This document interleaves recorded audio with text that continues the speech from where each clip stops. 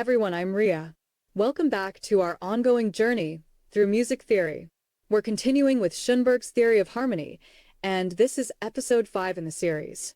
In the last episode, we looked at how the diatonic chords in a major scale connect with each other, and we even tried writing some short phrases using the first 6 diatonic chords. If that doesn't ring a bell, I highly recommend you check out that episode first. It'll make this one much easier to follow. Today's topic is how to deal with the chord built on the 7th scale degree.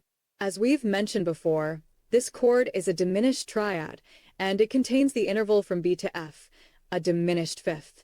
This interval doesn't occur in the overtone series, which makes it dissonant. And because it sounds so unstable when played, we need to treat it carefully.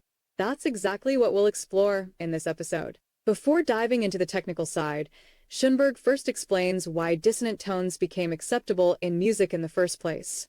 His theory is that we started using them in glissando, like quickly moving from G to E while glancing over F along the way.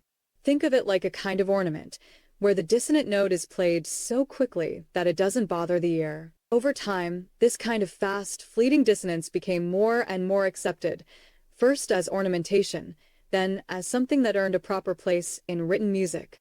Let's take a listen to a few common types of ornaments.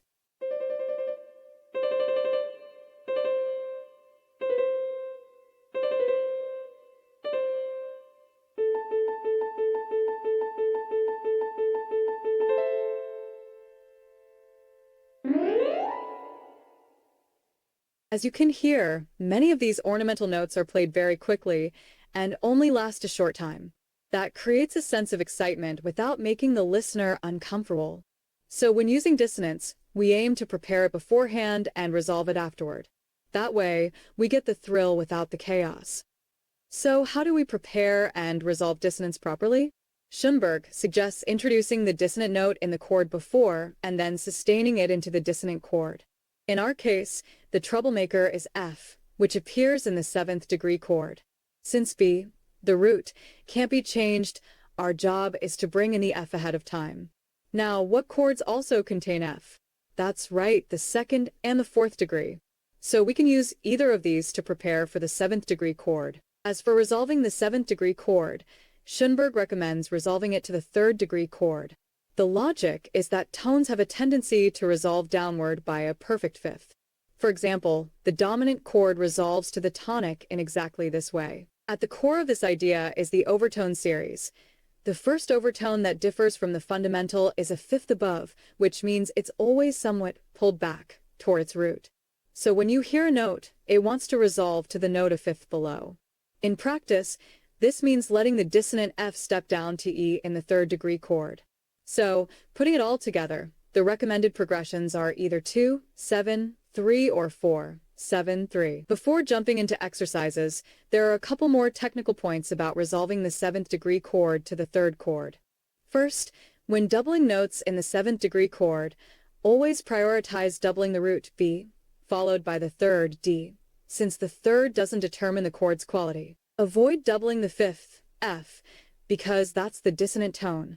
If you double F and both voices resolve to E in parallel motion, you end up with a parallel octave, which is a big no-no in classical harmony. Second, you don't necessarily have to preserve the common tone B when moving to the 3rd chord.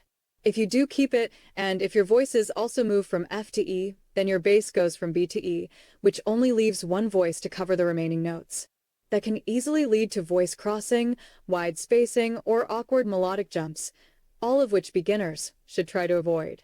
That said, just because you can run into problems when preserving the common tone doesn't mean you always will. In the example from the last slide, we did preserve the common tone without any issues. So feel free to choose either approach. Just make sure the voice leading stays clean. To sum up today's lesson, the key idea is this. The diminished fifth in the 7th degree chord, namely B to F, must be both prepared and resolved. You prepare it by introducing the F in a 2nd degree or 4th degree chord before the 7th degree chord, and you resolve it by stepping the F down to E in the 3rd degree chord. That's the essence of handling this dissonant chord. Now let's listen to a few full examples.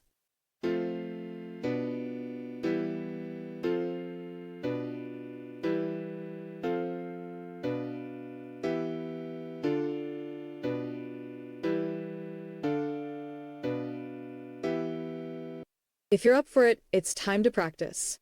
Try writing some short chord progressions using all 7 diatonic chords we've covered so far. You can also try transposing to other major keys to get more familiar with the technique. By the way, I also post videos where we analyze and appreciate classic pieces of music, so feel free to check those out if you want to take a break from theory. I'm Ria. If you're interested in learning composition and harmony in a structured way, make sure to subscribe to my channel. See you in the next episode. Bye.